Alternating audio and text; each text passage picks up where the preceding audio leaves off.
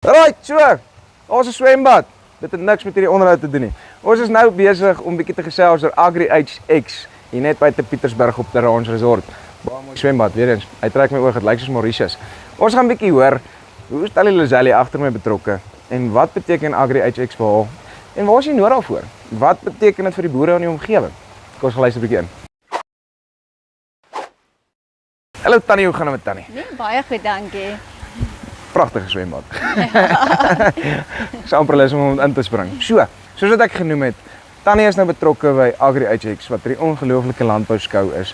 Verduidelik vir my 'n bietjie waar Tannie begin betrokke raak en wat beteken dit vir Tannie? Kobus het my genader so 2 jaar terug en gevra ek moet deel raak omdat ek by Pietersburg District Landbou Unie is en ek het dadelik ingespring en betrokke geraak. En ja, op die einde van die dag is ek 'n direkteur van hierdie maatskappy en ons hardloop nog al die pad met dit en dit is net my passie, die boerdery. Weerens, een van die groot goed wat elke boer sal vra is waarde. Waar lê die waarde in vir hierdie dag of twee kom? Waar lê die waarde in die jeugprogram? Wat sou Tannie vir hierdie boer sê, is dit sy tyd werd en hoekom?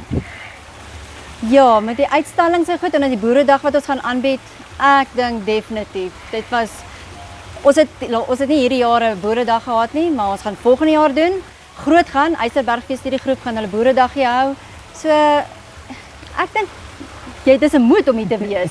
Ons het juist gepraat oor hoe divers Limpopo se landbouunies is. As ons kyk van druiwe tot vrugte, tot beeste, tot skape, tot pampoene.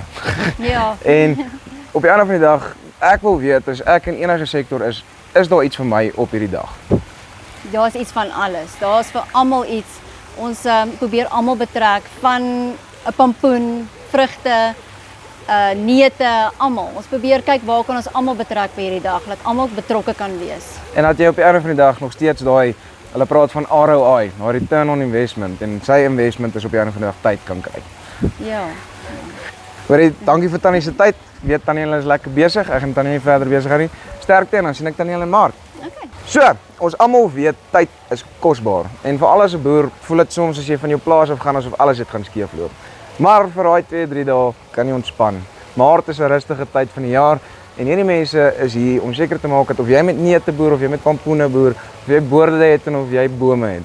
Alles is daar om seker te maak dat jy ietsie kan kom kyk, ietsie kan kom leer en seker maak dat dit jou tyd die moeite werd maak. As jy meer wil uitvind, kyk hier onder, gaan hulle webtuiste toe, sien wat hulle vir jou kan bied en dan sien ons jou in Maart. Dis Farm Spice, oor en uit.